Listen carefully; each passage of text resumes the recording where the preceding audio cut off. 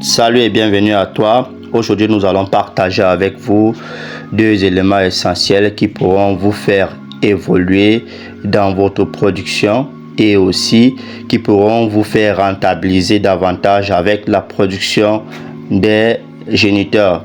Donc ici, nous allons vous parler déjà de l'utilisation du bambou de raffia dans la production des larves et dans la production des géniteurs.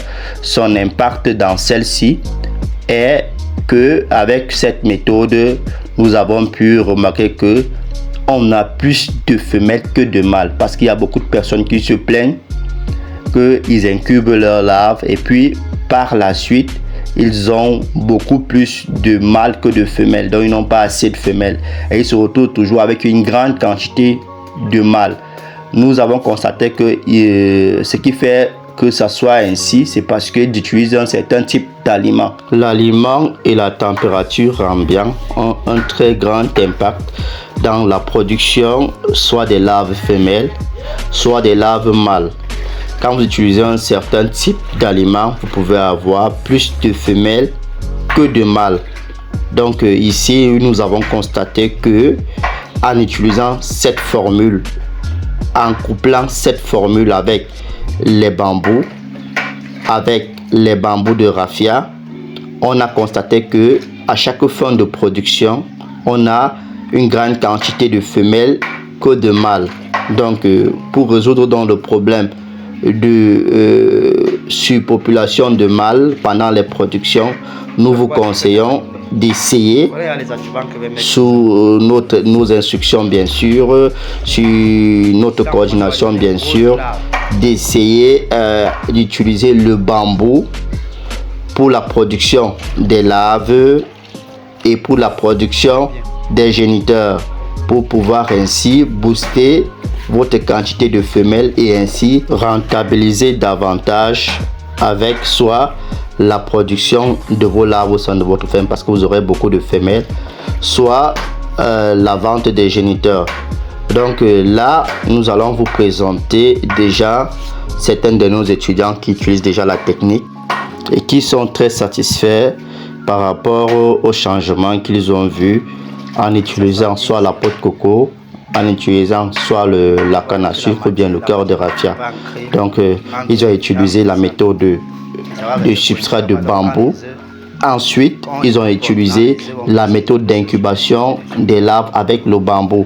Et le résultat, ils étaient très satisfaisants. Pourquoi? Parce qu'ils ont eu assez de femelles que de mâles.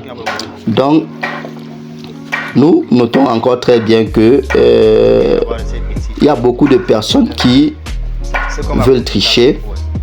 Ils ne se font pas suivre. Ils veulent essayer d'eux-mêmes et par la suite se retrouvent découragés après plusieurs tentatives ou bien après plusieurs échecs. Le suivi est très important dans ce domaine d'élevage d'hanneton. Nous, avant d'arriver à ce niveau-ci, nous avons essayé beaucoup de choses et nous avons beaucoup échoué.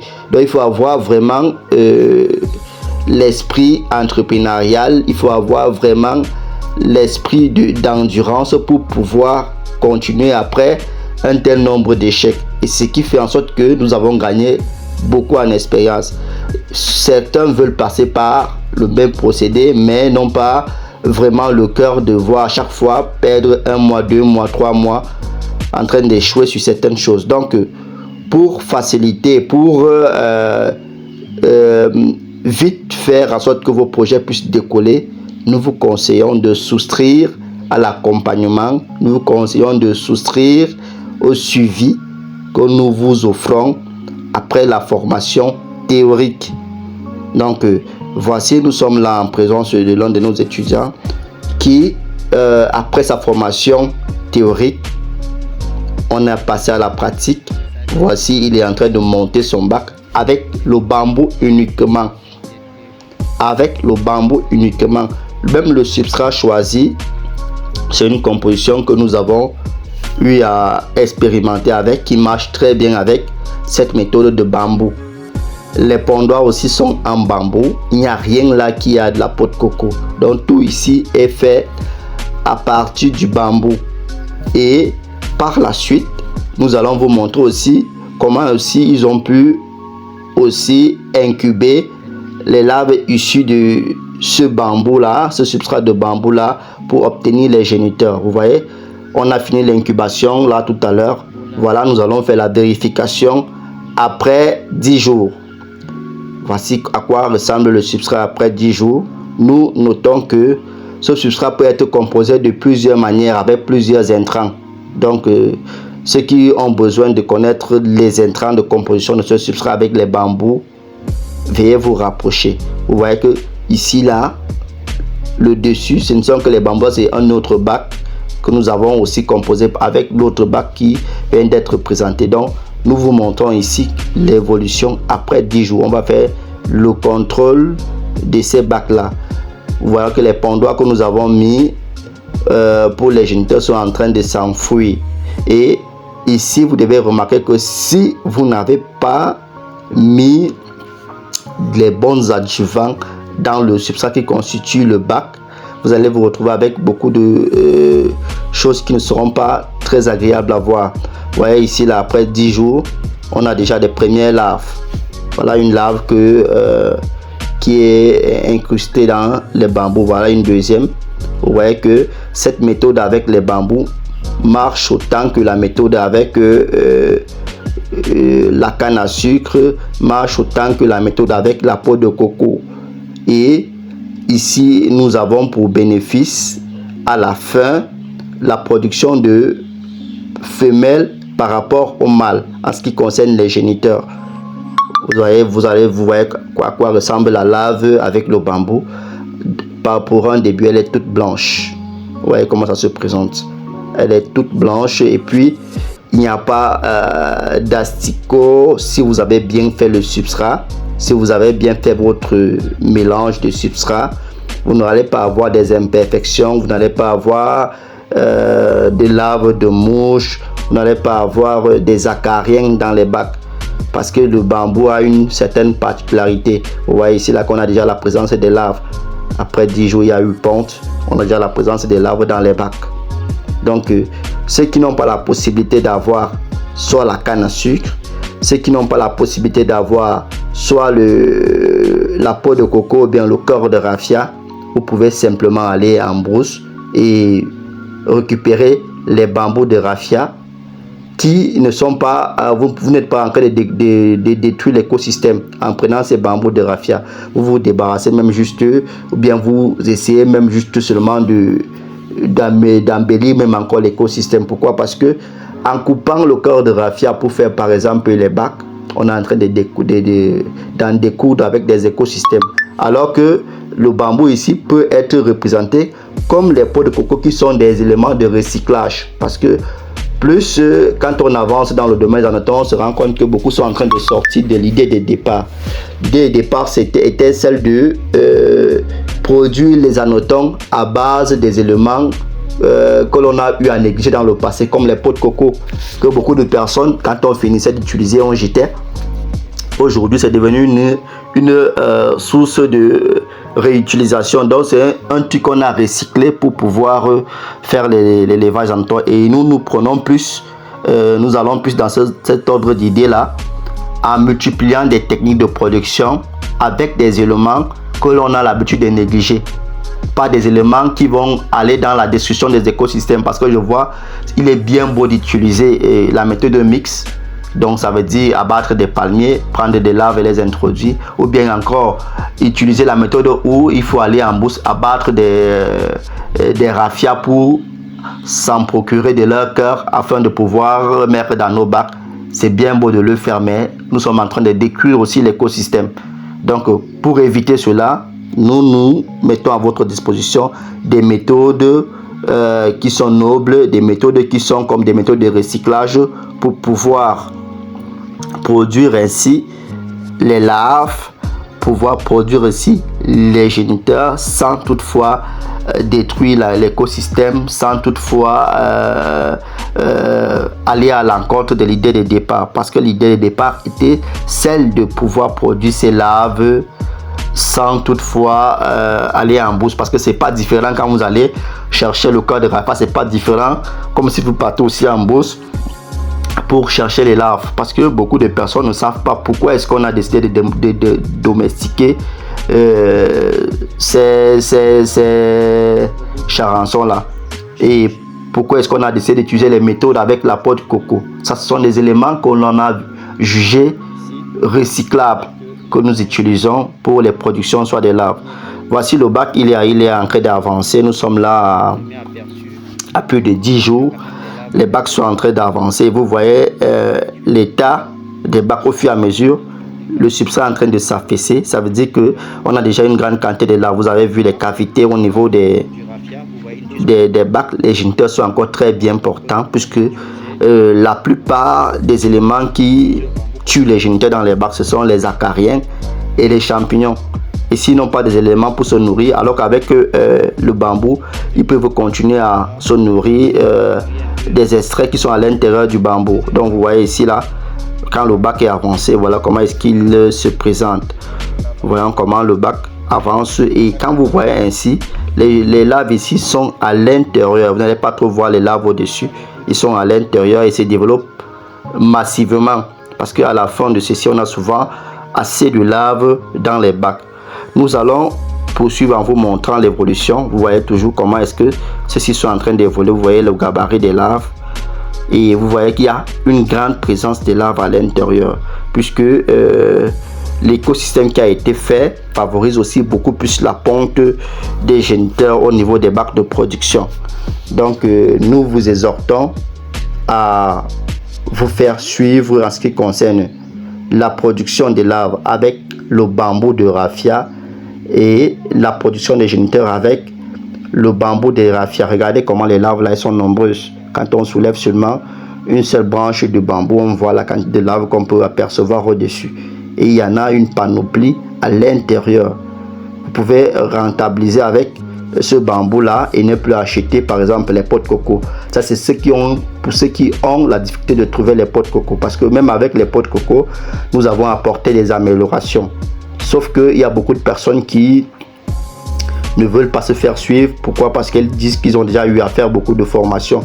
Ils ont fait des formations chez des personnes qui n'avaient pas assez d'expérience, ou bien des personnes qui sont venues copier et qui ont voulu se faire passer pour des formateurs, et par la suite ils n'ont pas été suivis. Bon, ces personnes là ne font que revenir vers nous pour soit faire un achat d'aliments, et après par la suite aimeraient qu'on les suive sur cet aliment là pour pouvoir acquérir des informations ou bien de l'expérience, alors que c'est pas la bonne idée, pour que vous êtes en train de tricher.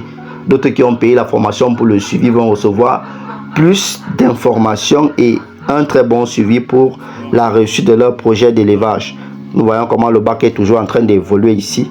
Et là, après la récolte, nous allons passer à l'incubation des géniteurs. Ici, pour l'incubation des géniteurs avec le bambou, il faut savoir choisir déjà le bambou qu'on doit utiliser comme des pots de coco. Parce que dans les pots de coco, vous avez des pots de coco qui sont entre secs et fraîches, et des pots de coco qui sont secs, qui sont idéales pour la production des géniteurs. Donc c'est la même chose avec le bambou.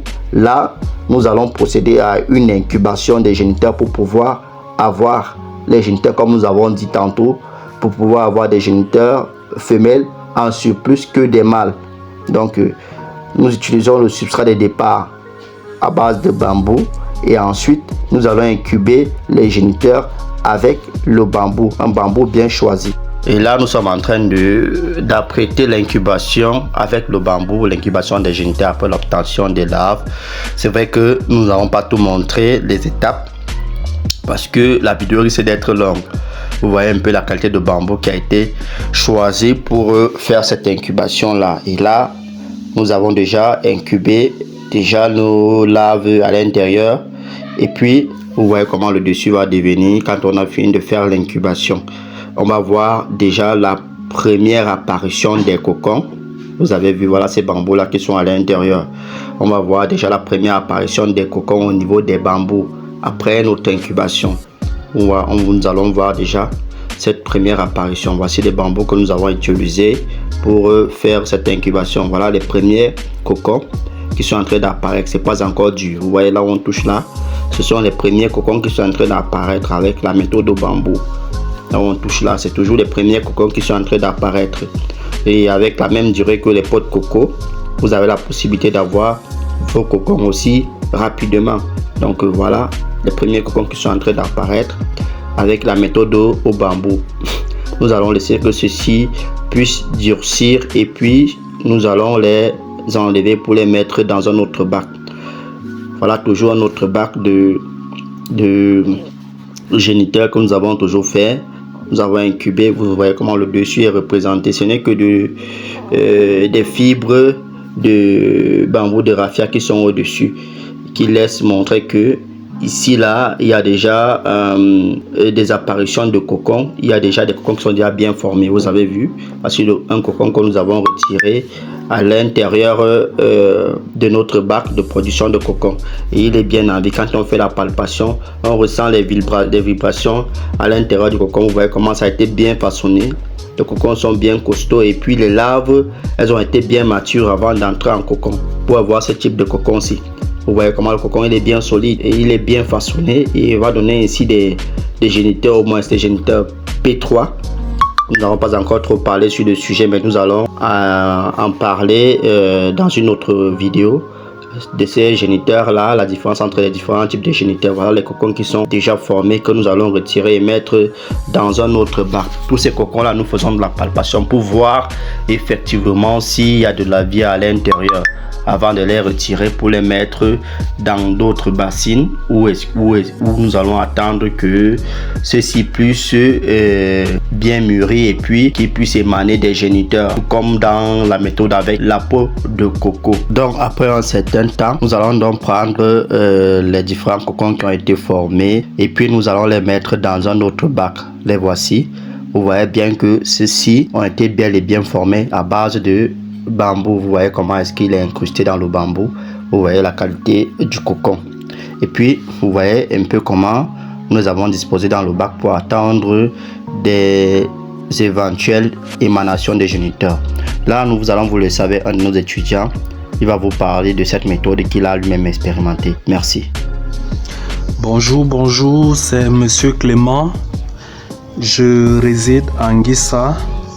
Et là, aujourd'hui, j'ai fait le dépouillement des cocons. Je suis suivi par l'entreprise Divine et mon manager, c'est Monsieur Amel. Comme vous pouvez le constater, j'avais incubé avec le raffia que voici. Et j'avais incubé 2 bacs. Sur les 2 bacs, voici le résultat de ce que j'ai eu aujourd'hui. Je vous assure, la production, elle est bonne. J'ai eu quelques pertes seulement. Et là, ce sont les mâles. Et là, ce sont les femelles. Comme vous pouvez le constater. Merci, beaucoup de courage à vous.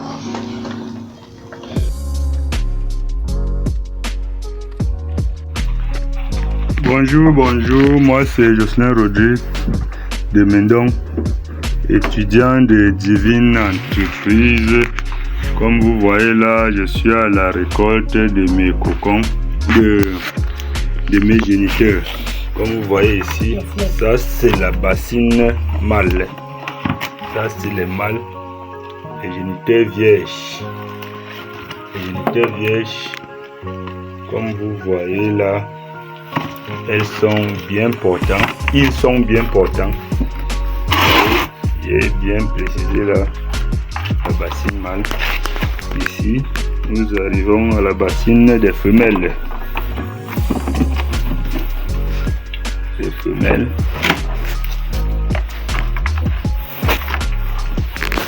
Elles sont aussi bien là-dedans. Des géniteurs vierges disponibles. Passez vos commandes, elles sont bien nombreuses. Même si vous voulez 200 géniteurs vierges, vous en aurez. Même si vous voulez 500, on a presque 15 bacs de géniteurs à récolter. Donc on aura minimum 1000 géniteurs. grâce à Divine Entreprise. Passez vos commandes à Divine Entreprise et vous serez servis. Merci et bonne journée à tous. Après l'intervention de ces deux étudiants, vous voyez vous-même que à la Divine Entreprise, nous allons de réussite en réussite. Et pour ceux qui ne sont pas encore abonnés à la chaîne, abonnez-vous et partagez massivement nos contenus via nos plateformes. N'hésitez pas de liker pour nous encourager à produire davantage de contenus comme celui-ci pour vous permettre ainsi d'améliorer vos productions et de rentabiliser avec le domaine. Merci, à la prochaine.